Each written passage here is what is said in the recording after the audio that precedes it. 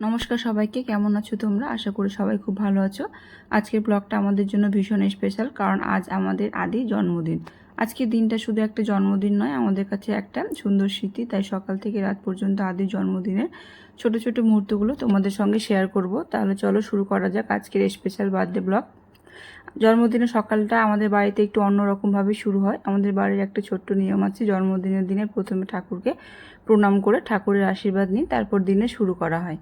তাই সকালবেলা আদি ঘুম থেকে ওঠার পর প্রথমেই ঠাকুর ঘরে এসে আদি সোনা গোপাল দাদাকে মালা পরিয়ে তারপর ঘিয়ের প্রদীপ জ্বালিয়ে ঠাকুরকে দেখিয়ে দিল। এরপর ছিল একটা বিশেষ মুহূর্ত। আমাদের বাড়ির নিয়ম অনুযায়ী জন্মদিনে গোপাল দাদাকে যে ভোগ দেওয়া হয় সেই ভোগের পায়েসই যার জন্মদিন তাকে খাওয়ানো হয়। আর যেহেতু বিকেলবেলা বাড়িতে ছোট একটা আয়োজন ছিল, তখন অনেক মানুষ থাকবে, অনেক ব্যস্ততা থাকবে, তাই সকালে সময় করে আদিকে পায়েস খাওয়ানো হলো। গোপাল দাদাকে নিবেদন করা সেই পায়েসে প্রথমে আদিকে খাওয়ানো হলো। আমাদের কাছে এই ছোট্ট নিয়মটার মধ্যে অনেকটা ভালোবাসার আশীর্বাদ জড়িয়ে আছে। পায়েস খাওয়ানোর পর ঠাকুর ঘরের বাইরে আমরা সবাই মিলে আদিকে আশীর্বাদ করে নিলাম। বিকেলবেলা যখন সবাই আসবে তখন এত মানুষের ভিড়ে হয়তো ঠিকভাবে এই মুহূর্তটা করা সম্ভব হবে না, তাই পরিবারের সবাই মিলে সকালে আদিকে ধান দুর্বা দিয়ে আশীর্বাদ করে নিলাম। সবাই ওকে ভালো থাকুক, সুস্থ থাকুক, জীবনে অনেক বড় হোক, এই আশীর্বাদ করলো। আসলে একটা বাচ্চা জন্মদিনে এর থেকে বড় পাওনা আর কি হতে পারে। আর এইসবের মাঝেই হয়ে গেল ভাই বোনের একটা মিষ্টি মুহূর্ত। ভাই খেলতে খেলতে এসে দাদা ভাইকে একটা মাম দিয়ে চলে গেল। পিহু ছিল আমাদের সঙ্গে, আদি দাদাকে একটু পায়েস খাওয়াবে এই ভাবনা থেকে ওর হাতেও একটু পায়েস তুলে দেওয়া হলো।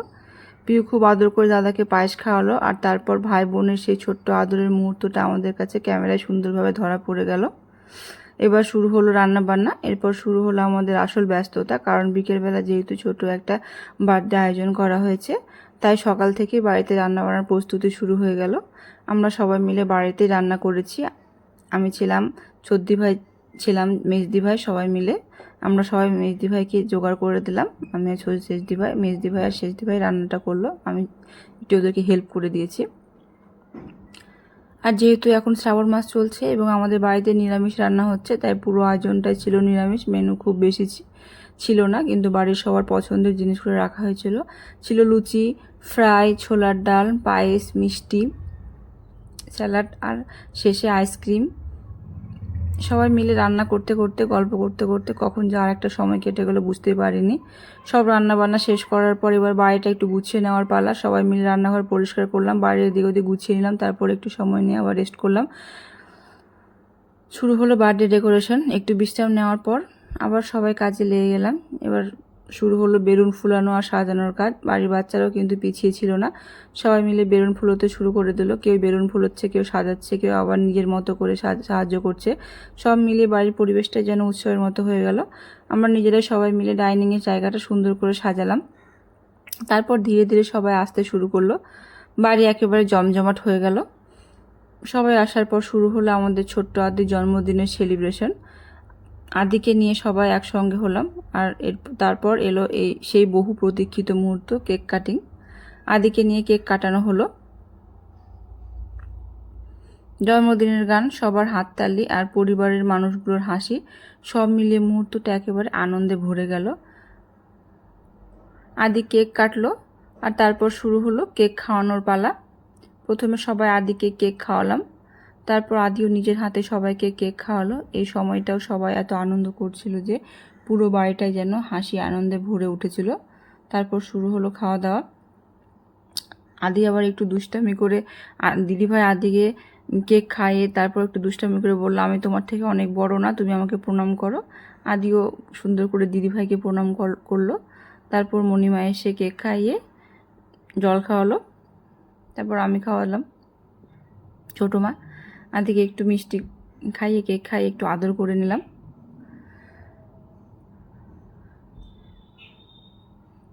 তারপর শুরু হলো খাওয়া দাওয়া। কেক কাটিং শেষ হওয়ার পর এবার সবাইকে খাওয়ানোর পালা। যেহেতু সব কিছু আমরা নিজেরাই বাড়িতে রান্না করেছিলাম, তাই সবাই যখন আনন্দ করে খাচ্ছিল তখন আমাদেরও ভীষণ ভালো লাগছিল। লুচি, ফ্রাই, ছোলার ডাল, পায়েস, মিষ্টি, সবাই নিজের পছন্দ মতো খাওয়া দাওয়া করলো। আর শেষে আইসক্রিম তো থাকতেই হবে। সবাই খাওয়া দাওয়া করে একটু বসে নিলাম, গল্প করলাম, হাসি ঠাট্টা করলাম। দিনভর এত কাজের পর এই সময়টুকু সবাই যেন একটু শান্ত হয়ে সময় কাটালাম, শেষ কথা। এভাবে সকাল থেকে শুরু করে আদির জন্মদিনের পুরো দিনটা আমাদের কেটে গেল। সকালে ঠাকুরঘরে গিয়ে গোপাল দাদাকে মালা পরানো থেকে শুরু করে ভোগের পায়েস খাওয়ানো, পরিবারের সবার আশীর্বাদ, ভাই বোনের মিষ্টি মুহূর্ত, নিজের হাতে রান্না বান্না, তারপর বেলুন দিয়ে সাজানো কেক কাটিং, আর সবশেষে সবাই মিলে খাওয়া দাওয়া। পুরো দিনটাই ছিল ভালোবাসার আনন্দে ভরা। আমরা হয়তো খুব বড় কোনো আয়োজন করিনি, কিন্তু পরিবারের সবাই মিলে একসঙ্গে থাকাটাই আমাদের কাছে সবচেয়ে বড় আনন্দ। আদির এই জন্মদিনের প্রতিটা মুহূর্ত আমরা ক্যামেরায় ধরে রাখলাম, যাতে ভবিষ্যতে এই ভিডিওটা দেখলে ওর মনে হয় ওর ছোটবেলার দিনগুলো কতটা ভালোবাসায় ভরা ছিল। ধন্যবাদ। দেখা হচ্ছে পরের